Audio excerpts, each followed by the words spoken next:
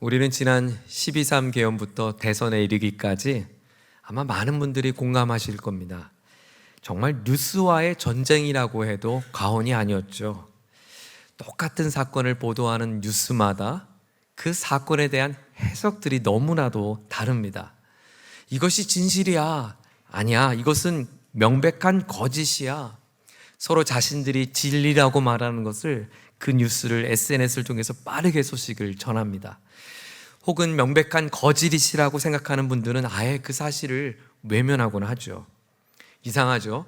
모두가 다 진실을 말하고자 하는데 가만히 들여다보면 그 진실의 이야기는 내가 보고 싶은 진실만을 말할 경우가 많다는 거예요. 모순이죠. 분명히 진실을 말하지만 내가 보고 싶은 진실, 내가 말하고 싶은 진실은 사실은 온전한 진실은 될 수 없겠죠. 심리학에서는 이것을 확증 편향이라고 말을 붙입니다. 내게 유리한 정보만을 습득하고 반대되는 것을 거부하는 우리 인간의 심리를 표현한 것이에요. 사랑하는 교회 여러분, 이것은 단순히 정치만의 이야기는 아닙니다. 우리 신앙생활에도 이런 편향적인 영적인 생활이 얼마나 많은지 몰라요. 하나님의 말씀을 내가 원하고 내가 듣고 싶은 메시지를 찾고 듣는 거죠. 그래서 우리의 마음을 조금 불편하게 하는 말씀이나 그 본문이 오면 조금 이렇게 밀어주고 혹은 그 해석조차 왜곡하는 경향들이 있어요. 오늘 우리는 요한복음 8장을 통해서 예수님과 유대 사람들의 대화의 장면을 우린 지난주에 이어서 함께 묵상하고 있습니다. 예수님과 대화를 나눴던 유대인들도 그와 같은 일들이 벌어졌어요. 예수님께 찾아나와 함께 대화를 나눴던 그들은 누구였는가? 우리 31절을 한번 볼까요? 오늘 본문이 시작되는 장면이었어요. 31절 같이 한번 읽어보죠. 시작. 그러므로 예수께서 자기를 믿은 유대인들에게 이르시되 너희가 내 말에 거하면 참으로 내 제자가 되고. 네, 예수님을 좋아하고 예수님을 따르기를 다짐했던 예수님을 믿는 사람들이라고 설명을 해요. 그런데 어찌된 일인지 이 대화가 조금 깊어지기 시작하자 그들의 마음의 태도가 한쪽으로 기울어지기 시작합니다. 예수님께 등을 돌린 거예요. 등을 돌린 정도가 아니었습니다. 이 이야기의 맨 마지막 장면을 볼게요. 59절입니다. 59절 또 한번 읽어보죠. 시작. 그들이 돌을 들어 치려하거늘 예수께서 숨어 성전에서 나가시니라. 아니 도대체 무슨 대화를 했길래 이렇게 예수님을 좋아했던 사람들이 한순간에 돌변해서 돌을 들어서 죽이려고 했을까요? 여러분 참 이상하죠? 예수님을 실제로 목격하면 어떤 기분일까? 우리가 꿈에도 소원하는 예수님을 직접 만날 수 있다면 얼마나 흥분이 되고 또 예수님의 말씀이 얼마나 달겠어요. 꿀처럼 달고 그 소중한 예수님과의 대화 속에 어찌된 일인지 사람들은 예수님을 못 알아보고 못 알아본 정도가 아니라 이제는 반대로 예수님께 돌을 들러 예수님을 죽이려고 합니다. 이들은 누구였는가? 예수님께서 예루살렘에 머무시는 동안 예수님에 관한 소문들을 많이 들었던 사람들이에요. 어떤 소문이죠? 예수가 왕의 신하의 아들의 병을 고쳤대, 그를 살렸대. 예수가 저 베데스다 연못가에 38년 동안 누워있던 병자를 살렸대. 아니 그 예수가 저 갈릴리 마을에서는 글쎄 오병이의 기적을 일으켰대. 그 예수가 그 바다도 건넜다지 뭐야. 사람들의 이야기는 저마다 이 명절에 모인 사람들의 예수에 대한 이야기로 가득했어요. 그들은 예수님의 이야기를 직접 들었고 또 때로는 목격한 증인들도 있었습니다. 아니 그런 증인들이었던 그들이 어떻게 예수님에 대하여 이렇게 반감을 품고 또 심지어 돌을 들어 죽이려고 하는 걸까요? 네, 그들의 영적인 편향 증세 때문입니다. 예수님이 눈앞에 있지만 보고 싶은 예수님만 보고 싶은 겁니다. 듣고 싶은 예수님 말만 듣고 싶은 겁니다. 사실이 아니라 내가 생각하는 사실, 진리가 아니라 내가 생각하는 진리만 받고자 했던 그들의 기울어진 마음 때문이었어요. 여러분, 아주 무서운 건데요, 이렇게 마음이 한쪽으로 기울어지면 다른 사람의 마음을 좀처럼 듣지 못합니다. 왜요? 마음이 굳어졌으니까요. 생각이 굳어졌으니까요. 그래서 나도 모르게 조금씩 내 생각의 틀에 갇혀 살게 됩니다. 저는 오늘 본문 속에서 특별히 영적인 틀 안에 갇히게 만드는 우리의 무서운 것 두 가지를 여러분과 좀 나눠보려고 합니다. 그리고 오늘 이 본문은 사실 건너뛸까 고민 많이 했지만 이 이야기의 본문의 청자는 바로 저기 때문에 오늘 저 들으라고 이 설교를 준비했습니다. 우리 마음이 다닥하게 굳어지고 다른 것 유도하는 마음이 되지 못했던 우리를 방해하는 두 가지 요소는 무엇일까요? 첫째는 내 마음의 생각의 틀을 만드는 하나인데요, 그것은 고집이에요. 고집. 내가 만든 틀 안에서 생각하는 어리석음이죠. 이 대화는 이렇게 시작했습니다. 예수님께서 사람들을 이렇게 바라보면서 진리를 알지니 진리가 너희를 자유케 하리라, 이렇게 이 대화로 시작을 했어요. 그러면 이 대화를 듣는 사람들은 그 예수님이 말한 진리는 뭐요? 혹은 예수가 우리에게 주고 싶은 자유는 뭐요? 이렇게 질문하면 되잖아요. 그런데 발끈합니다. 화를 냅니다. 아니, 우리가 나라를 빼앗겼지 뭐 우리가 진정한 자유를 뺏겠다고 생각해? 우리는 아브라함의 후손이라고, 나는 한 번도 아브라함의 후손인 걸 후회한 적이 없고 다르다고 생각해 본 적이 없어. 그들은 아브라함의 후손이라고 하는 자부심으로 가득했는데 예수님이 우리에게 자유를 얻으라 라고 말했던 그 말이 화가 났던 거예요. 예수님은 말씀합니다. 아니야, 내가 보니까 너희들은 자유롭지 않아. 실제로 너희들의 삶을 봐봐. 너희들은 여전히 죄의 종 노릇하고 있잖아. 너희들은 죄의 종이야. 그리고 심지어 예수님은 그들의 마음에 비수를 꼽는 아픈 말씀을 하셨어요. 거친 표현을 하셨어요. 내가 보니까 너희들은 꼭 마귀 새끼 같아. 마귀 자식 같아. 여러분, 어느 누가 마귀 자식이라고 이야기를 듣고 좋아할 사람이 누가 있겠어요? 그들이 흥분을 합니다. 화가 납니다. 예수님을 향해 쏘아붙이는 몇 마디를 남기는데요, 41절 그 장면을 볼까요? 41절, 너희는 너희 아비가 행한 일들을 하는도다. 여기서 말한 아비는 마귀를 말해요. 대답하되 우리가 음란한 데서 나지 아니하였고 아버지는 한 분뿐이시니 곧 하나님이시로다. 우리 아버지는 하나님이신데 무슨 마귀 자식이라고 하는 거냐고 그들이 흥분한 거예요. 근데 여기서 그들이 너희가 우리는 음란한 데서 나지 아니하였고, 이상한 말을 해요. 이건 당시 있었던 가짜 뉴스였습니다. 여러분, 예수님의 어머니 마리아는 요셉과 함께 정혼하지 않은 상태에 임신을 했죠. 성경 그것을 성령으로 잉태한 것으로 설명을 했어요. 그런데 예수가 유명해지니까 사람들이 소문을 내기 시작한 거예요. 저 예수가 글쎄 어미가 정혼하기 전에 낳은 아들이래. 그러니까 저 예수는 음란한 데서 태어난 게 분명해. 음란한 집 아들이야. 이런 소문을 낸 거예요. 가짜 뉴스죠. 사실을 확인하지 않고 그럴듯한 말로 사람들을 현혹한 것입니다. 여기에 그치지 않고 또 하나의 가짜 뉴스를 펼칩니다. 48절을 또 보세요. 48절입니다. 시작. 유대인들이 대답하여 이르되 우리가 너를 사마리아 사람이라 또는 귀신이 들렸다 하는 말이 옳지 아니하냐. 우리가 들었는데 너 사마리아 사람이라며? 아니, 그것도 아니라 너 귀신 들린 사람이라며? 당신 귀신 들린 사람이 아니요 라고 이야기를 했다는 거예요. 가짜 뉴스죠. 예수님은 사마리아 사람도 아닐 뿐더러 귀신 들린 것도 아니었어요. 이것은 그냥 그들이 정말 예수가 사마리아 사람이라고 생각해서 한 말은 아니었어요. 이것은 비아냥거리는 조소고입니다. 욕설을 한 거예요. 사도행전 8장에 보면 사마리아 출신의 귀신을 들려서 마법을 행하는 마술사가 등장합니다. 아마도 사마리아 인근에는 그렇게 요즘 말로 하면 무당 같은 사람들이 많이 거주했던 것 같아요. 그래서 신비한 일도 행하고 사람들을 현혹시키는, 영적으로 현혹시키는 사람들이에요.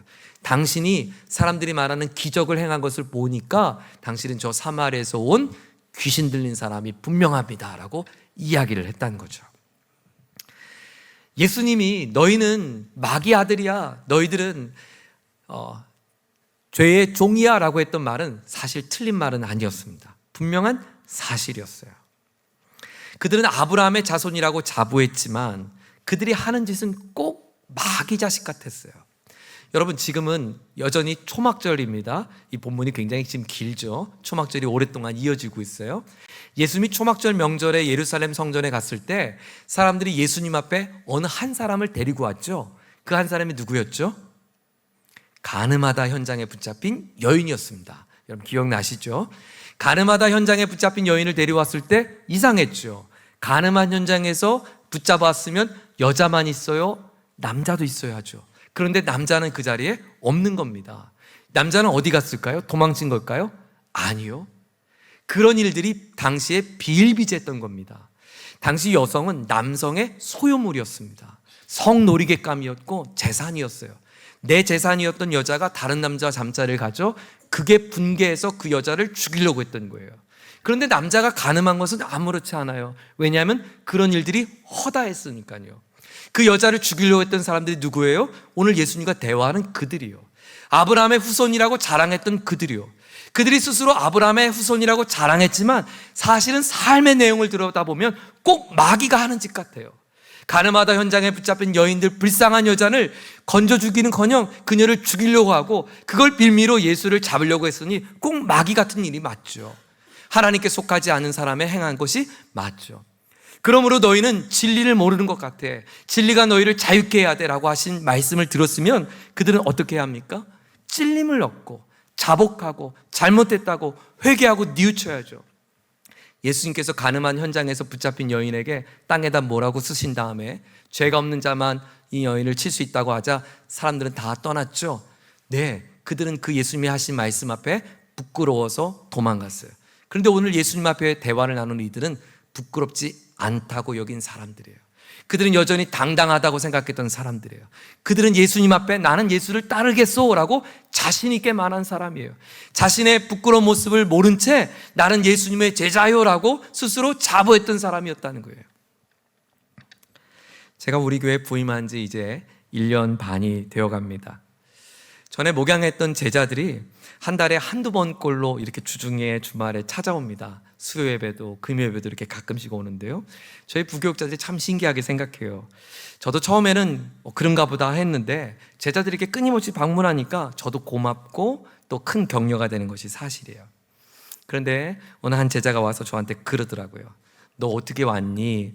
차도 없는데 2시간 지하철 타고 와서 예배 드리러 왔다는 거예요. 그리고 예배 끝나고 또 불이 나게 갔어요. 너 어떻게 왔니? 근데 이 친구가 저한테 이런 말을 해요.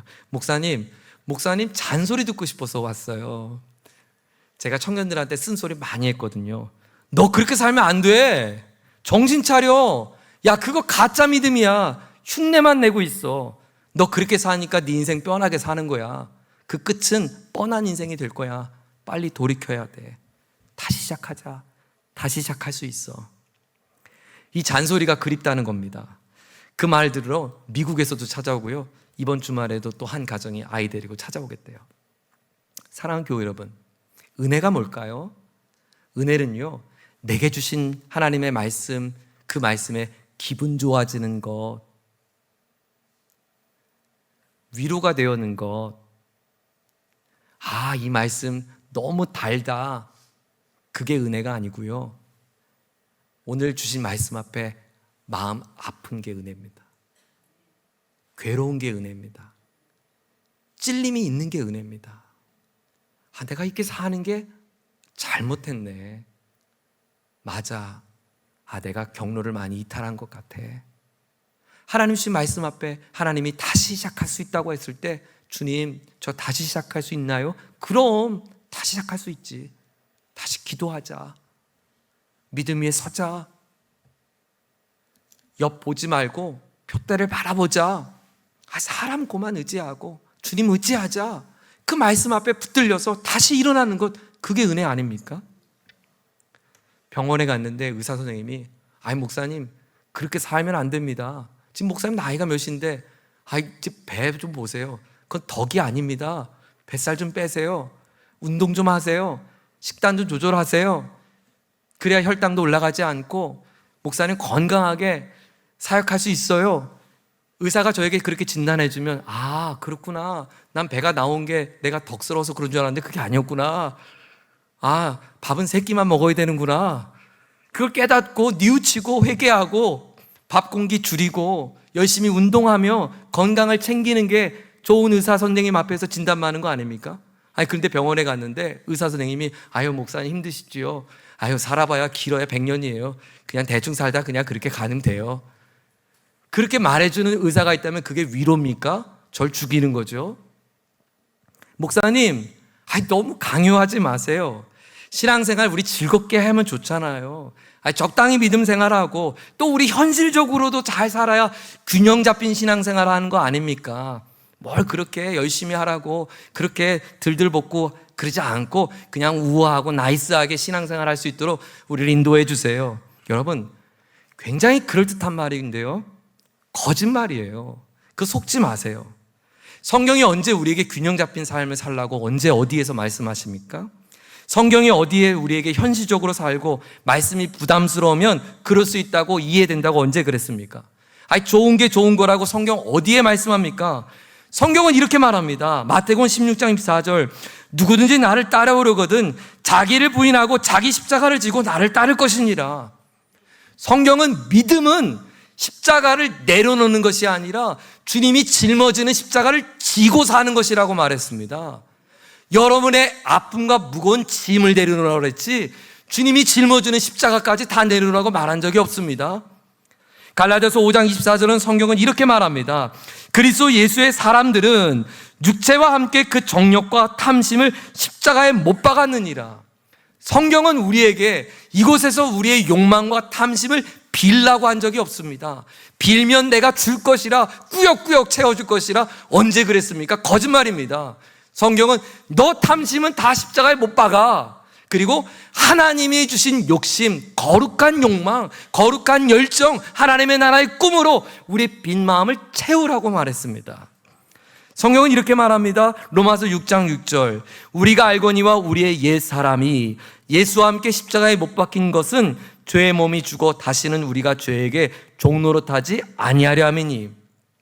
신앙생활은 우리의 뜻과 생각을 존중받는 자리가 아니라 나를 쳐 복종하고 나의 욕망과 나의 욕심은 십자가에 못 박고 죄의 종노릇하지 않고 하나님의 종으로 사는 것을 신앙이라고 말했습니다. 사랑하는 여러분, 하나님의 말씀이 여러분에게 불편함으로 느껴지는 은혜가 있기를 축원합니다. 그 거룩한 불편함은 나를 빚어가시는 하나님의 은혜의 손길입니다.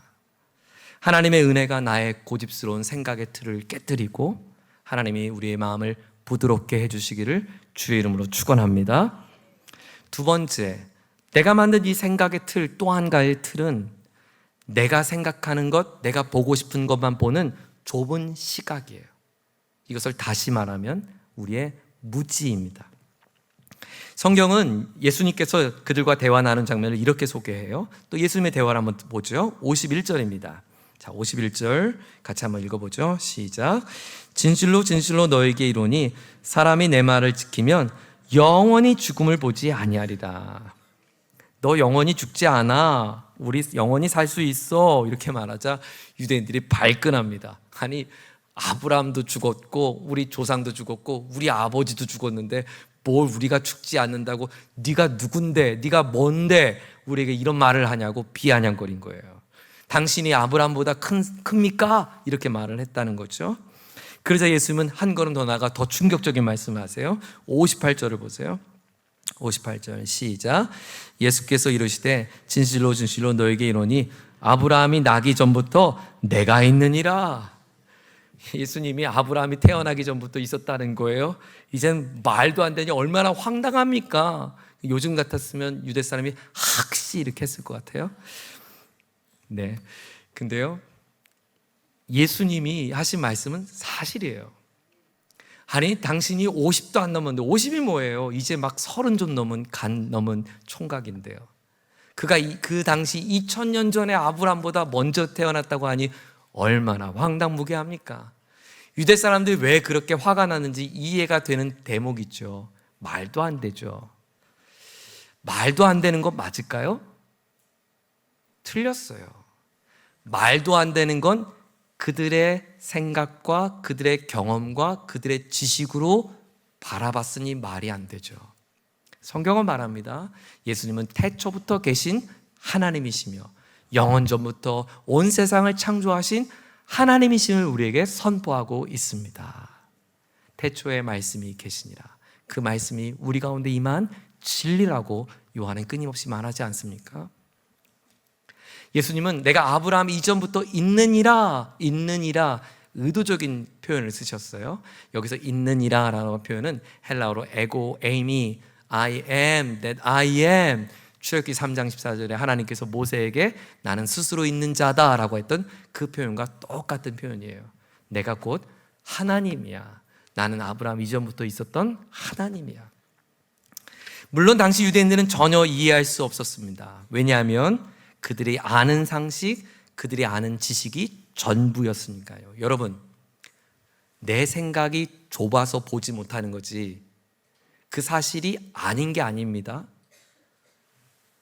경주마의 눈을 가리면요, 앞만 보는데요, 옆에 말이 없는 게 아닙니다. 그가 보고 있는 게 틀린 것도 아닙니다. 다만 그는 가려진 것을 보는 겁니다. 이것은 영적인 무지입니다. 무지는 모르는 걸 무지라고 하지 않고 가려진 것을 보는 것을 무지라고 합니다. 오늘 밤 예배를 마치고 저녁에 귀가하셔서 가족들과 함께 꼭 밤하늘의 별을 보러 밖으로 나오십시오. 아마 주변 환경이 어둠이 어둘수록 별은 더 찬란하게 빛날 것입니다. 지구로부터 태양을 제외하고 가장 가까운 행성은 프록시마 센타우리라고 하는 행성입니다. 프록시마라는 것은 가깝다라는 건데요, 센타우리라는 별이 태양 다음으로 지구와 가장 가까운 별이라고 합니다. 그 센타우리 별이 지구로부터 얼마나 떨어져 있냐면 4.3 광년 떨어져 있어요. 여러분, 1광년이라는 표현은 빛의 속도로 1년을 도달할 수 있는 거리를 말합니다. 즉 4.3 광년 떨어져 있는 프록시마 센타우리 별은 4.3년 전에 태양에 반사된 빛이 4년 넘게 달려와서 오늘 우리 눈앞에 비친 겁니다. 오늘 우리가 보는 센타우리 별은 4.3년 전에 그 자리에 있는 것이지 지금 그 자리에 있는 별은 아닙니다. 더 놀라운 것은 밤하늘에 가장 빛나는 찬란한 별이었던 북극성은 433 광년 떨어져 있어요. 433 광년이란 433년 동안 빛이 도달할 수 있는 거리입니다. 그러면 오늘 본 여러분이 제일 빛난 저거 북극성이야, 그 별 있죠? 그 별은 1592년 태양으로부터 반사된 그 빛을 오늘 본 겁니다. 1592년이면 임진왜란 때고, 임진왜란 때 이순신 장군이 변산대첩에서 승리를 이룬 그날 밤 출발한 별빛을 오늘 본 겁니다. 놀랍죠? 우리의 시간과 공간은 한계 속에 살고 있어서 엄밀히 말하면 오늘 눈앞에 펼쳐진 여러분이 본 모든 시각적인 것은 다 과거에 존재한 것을 본 겁니다. 빛이 투과되어서 내 눈앞에 보인 거니까 사실 엄밀히 말하면 다 과거의 현상을 보고 사는 겁니다. 당시 사람들은 예수님이 아브라함 이전에 있었다고 하는 말을 이해할 수 없죠. 그들의 상식과 지식으로서는 도무지 받아들일 수 없는 이야기니까요. 하지만 예수님은 창세전부터 존재하셔서 그들 눈앞에 존재하고 계신 것입니다. 사랑하는 교회 여러분, 하나님의 일하심이 다 이해되기를 원하시는 것이 우리의 마음이죠. 하나님이 사랑이라며요. 하나님 우리를 사랑하신다면서요. 하나님이 나를 사랑하는데 왜 내게 이런 아픔을 주나요? 하나님이 사랑하는 성도인데 왜 그런 비참한 어려움을 주나요? 우리 이정숙 집사님, 제가 기도했지만 지금 너무 힘든 시간을 보내고 계세요. 온몸이 암으로 다 퍼져서 너무 힘든 마지막 시간을 보내고 있어요. 하나님이 그렇게 사랑하는 성도를 왜 그렇게 아픔을 주는지 저도 모르겠어요. 우린 그런 질문을 하죠. 하나님이 사랑이신데 왜 지옥을 만드시나요? 여러분, 그 질문에는 뭐가 담겨 있을까요? 하나님의 일하심은 내가 생각하는 대로만 되어야 한다고 하는 나의 무지가 담겨 있는 거예요. 아니, 어떻게 하나님이 여러분의 생각대로만 합니까? 그럼 하나님입니까? 어떻게 내가 보고 내가 바라보는 이 관점의 시선으로만 하나님이 일할 수 있단 말이에요. 우린 이해 못하죠. 왜 아픔을 줬는지, 왜 추위를 줬는지, 왜 배고픔을 주셨는지. 하지만 그 전능하신 하나님 앞에 하나님의 그 일하심이 분명히 있는 것을 받아들이는 것이 믿음 아닙니까? 내가 본대로 하나님이 행하시면 그 하나님은 나보다 작은 하나님이죠. 내 지식에 갇힌 하나님이죠. 내 합리적인 이성 안에만 일하신 하나님이죠. 그게 무슨 하나님입니까? 그건 우상이라고 말하는 겁니다. 하나님은 영원하신 하나님이며 하나님은 전능하신 하나님이며 내가 만든 사고의 생각의 틀을 넘어 일하시는 하나님인 것을 믿으시기를 축원합니다. 하나님은 사랑이신데 왜 지옥을 만들었나요? 그게 내가 만든 사랑의 정의니까요. 내가 만든 사랑은 지옥이 없는 걸 사랑이라고 내가 만들었으니까요. 여러분 보세요. 성경에 유대 사람들은 가늠하다 현장에 잡힌 여인이 벌받고 가늠하다 현장에 잡힌 남자는 용서하는 것을 사랑이라고 정의했어요. 그것이 그들의 사랑의 정의예요. 지금 말도 안 되는 일이죠. 있어서도 안 된 일이죠. 그건 불의한 일이죠. 여러분, 이렇게 정의는 시대와 사람마다 다릅니다. 내가 만든 정의를 왜 하나님의 정의에 갖다 맞춥니까? 하나님은 지옥을 만드셔서라도 당신의 완벽한 사랑을 얼마든지 증명할 수 있는 분인 줄 믿으시길 바랍니다. 하나님이 사랑이신데 당신의 독생자를 왜 십자가에 달려 죽게 하십니까? 우리가 다 이해할 수 없지만 그 일을 통해서 당신이 우리를 향한 하나님의 사랑을 확증하기에 충분했다고 말씀하시면 우리는 십자가의 사랑을 믿는 것입니다. 그리고 십자가 안에서 내가 자유케 된 것을 믿고 더 이상 나는 다른 종이 아니라 하나님의 종으로 살겠다고 결단하는 것이 믿음인 줄 믿으시길 바랍니다. 이단이 별게 아니에요. 자기가 생각한 것만 다 진리라고 말하는 거예요. 바보예요. 그럼 무식해서 그래요. 성경을 몰라서 그래요. 아니, 어떻게 내가 생각하는 것만 다 진리라고 말해요? 그건 거짓이죠. 그게 왜 진리입니까? 그건 가짜입니다. 하나님이 우리에게 말씀하신 것을 아멘으로 받아들이고 때로 내가 이해할 수 없는 상황에도 하나님의 신실하심과 하나님의 전능하심을 의지할 수 있기를 축원합니다. 이해할 수 없을 때 우리는 이렇게 대답해야죠. 하나님, 나에게 왜 이런 일을 주어집니까? 아니라 하나님, 그러면 제가 이제 무엇을 할까요? 제가 이제 어떻게 살까요? 이 어려움의 시간 속에 저에게 무엇을 말씀하기를 원하세요?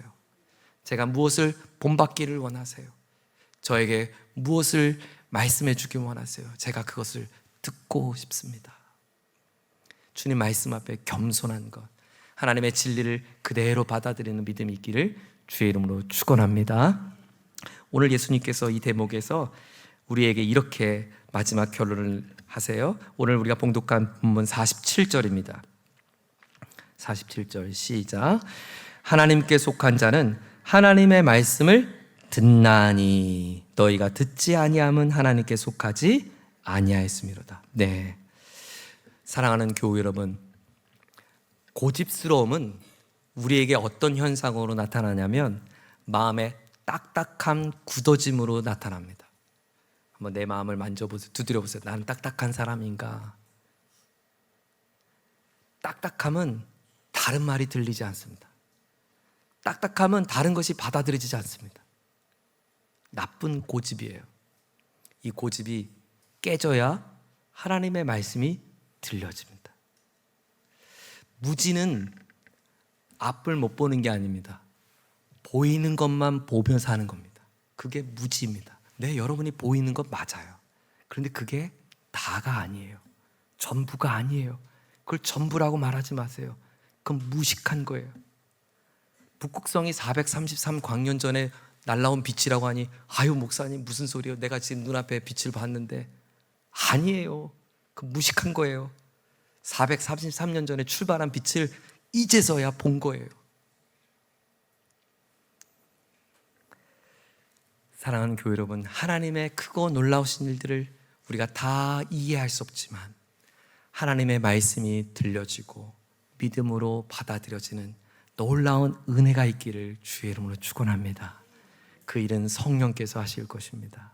성령께서 우리의 굳어진 마음을 녹여주시고 우리의 가려진 눈을 밝히셔서 진리 앞에 흔들리지 않는 믿음으로 살아가는 저와 여러분 되기를 예수님의 이름으로 축원드립니다. 아멘. 우리 모두 함께 자리에 일어나시겠습니다.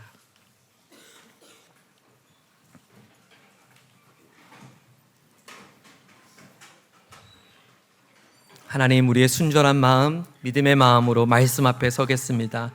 주의 보좌로 나아갈 때에 나를 구원하신 그 십자가, 그것을 믿음으로 나아갑니다. 우리에게 끊임없이 말씀하여 주셔서 하나님, 오만했던 마음 내려놓고, 판단했던 마음 내려놓고, 무지했던 우리의 모습들을 내려놓고 하나님 말씀 앞에 하나님 순전한 믿음으로 서기를 원합니다. 우리 같이 함께 찬양하겠습니다. 주의 보좌로 나아갈 때에, 주의 보좌로 나아갈 때에 어떻게 나가야 할까? 나를 구원한 주님의 십자가, 나를 구원한 주의 십자가, 그것을 믿으며 가네. 주의 보좌로 나아갈 때에, 주의 보좌로 나아가. 나 여전히 부족하나, 여전히 부족하나.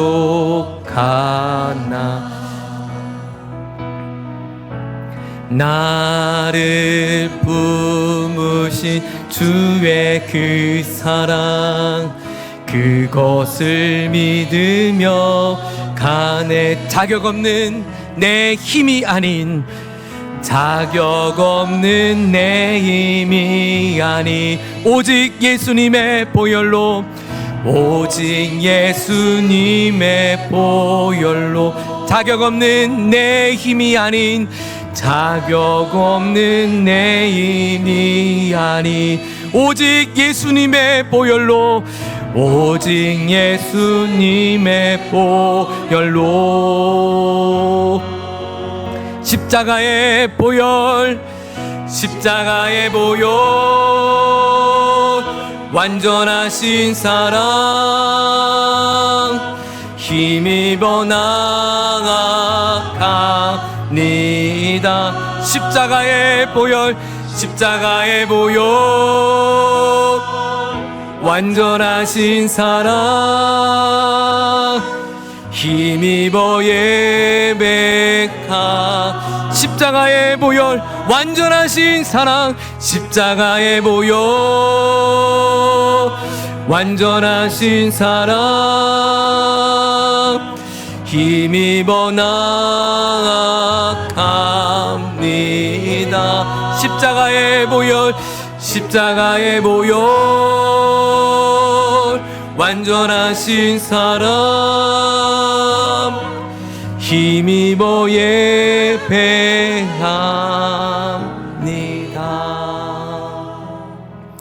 사랑하는 교회 여러분, 오늘의 이 대화의 마지막 장면은 어떻게 끝나는지 아세요? 사람들이 예수님 앞에 돌을 들러 던지려고 합니다. 그럼 예수님, 잠깐만! 여러분, 그렇게 하면 안 됩니다. 그렇게 살면 우리가 영원히 살지 못합니다. 이 시간 회개해야 합니다. 자복해야 합니다. 이렇게 외쳤으면 좋았을 텐데 예수님은 그냥 그 자리를 떠나가십니다. 저는 오늘 그 마지막 대목이 얼마나 슬펐나 몰라요. 여러분, 하나님의 심판은 뭔지 아세요? 하나님의 심판은 채찍질하는 것, 하나님의 심판은 아픔을 주는 것, 힘든 시간을 주는 것, 고난을 주는 것, 눈물을 주는 것, 억울함을 당하게 하는 것, 비참한 순간을 마주하게 하는 것, 비를 맞게 하는 것, 그것이 심판이 아닙니다. 그것은 나를 사랑하는 사인입니다. 사랑하니까 고치고 싶고, 사랑하니까 우리를 버리지 않고 외면치 않으시고 건져주기를 원하시니까 돌이키기를 원하셔서 채찍질하는 거예요. 진짜 심판은 뭔지 아세요? 로마서 1장에 말하죠. 진짜 심판은 내버려 두는 거예요. 그렇게 살도록 내버려 두는 거예요. 말씀 없이 사는데 아무렇지 않게 사는 거예요. 가정에 아무렇지도 않고, 직장에서도 아무렇지 않고, 대충 그냥 믿음 생활하는 거, 발은 한쪽은 교회 담그고 발은 세상에 담그고 살아도 아무렇지 않은 거예요. 내 마음이 아무렇지 않은 거예요. 죄를 아무리 짓고 살아도요, 여기 와서 뻔뻔하게 찬양 부르는 게 아무렇지 않은 거예요. 잘못된 길을 갔으면 돌이켜야죠. 바른 길로 가야죠. 구덩이를 빠지면 다시 나와야죠. 왜 여러분 스스로 그 감옥에 갇혀 살아갑니까? 오늘 이 시간 기도할 때, 하나님, 이거 저에게 하는 말이에요. 하나님, 제가 딱딱하게 굳어진 마음으로 목양하지 않기 원합니다. 하나님, 저의 고집스러운 생각으로 성도들을 바라보지 않기 원합니다. 저의 무식함으로 하나님 성도들을 하나님 어떤 길로 인도하지 않길 원합니다. 성령님, 우리의 어두웠던 눈을 열어주시고 굳었던 마음을 부드럽게 바꿔줘서 날마다 어린아이 같은 심령의 마음이 있게 하여 주시옵소서. 그래서 날마다 예수님의 보혈을 찬양하고 은혜를 찬양하고 구원받음을 찬양하고 용서받은 죄인됨을 고백하고 나는 죄인 중에 괴수라고 애통하며 하나님 앞에 고개를 뻔뻔하게 들 수 없는, 하나님 앞에 처량함으로 울 수밖에 없는 죄인됨을 날마다 고백할 수 있는 눈물이 우리 가운데 회복되게 하여 주시옵소서. 간절한 찬양이 회복되게 하여 주시옵소서. 애절한 기도가 다시 시작되게 하여 주시옵소서. 목이 고다 있습니다. 무릎이 뻣뻣해 있습니다. 우리 심령의 부드러운 마음으로 바꾸어 주시옵소서. 우리 한번 주여 부르짖고 합심하여 함께 기도하겠습니다. 기도합니다. 주여. 하나님 아버지, 나의 굳어짐으로 믿음 생활할까 두렵습니다. 익숙함으로 신앙생활할까 두렵습니다. 하나님, 내가 아는 몇 가지 지식으로 이 복양을 감당할까 두렵습니다. 날마다 주의 성령께서 새 마음을 불어주시옵소서. 하나님의 은혜에 벅찬 감격이 있게 하여 주옵소서. 눈물이 터져나게 도와주시고 기쁨이 터져나게 도와주시고 복음의 자유가 외쳐지게 하여 주시옵소서. 사랑하는 교우들의 마음을 부드럽게 하여 주사 거룩한 불편함이 있게 하여 주시옵소서. 거룩한 두근거림이 있게 하여 주옵소서. 거룩한 결단이 있게 하여 주옵소서. 거룩한 찔림이 있게 하여 주옵소서. 거룩한 도전이 있게 하여 주옵소서. 거룩한 새로운 결심이 있게 하여 주옵소서. 다시 일어서게 하여 주옵소서. 다시 시작하게 하여 주옵소서. 다시 출발하게 하여 주옵소서. 우리의 가짜의 모습을 벗어버리게 하여 주옵소서. 무늬만 있었던, 모양만 갖추었던 나의 거짓을 벗어버리게 하여 주옵소서. 헐벗은 모습으로 부끄러운 모습 주님 앞에 내려놓고 자복감이 회개하며 애통하는 마음으로 은혜를 구하는 심령이 되게 하여 주옵소서. 하나님 아버지, 우리의 심령의 마음 위에 하나님의 부드러운 심령을 새롭게 하여 주옵소서.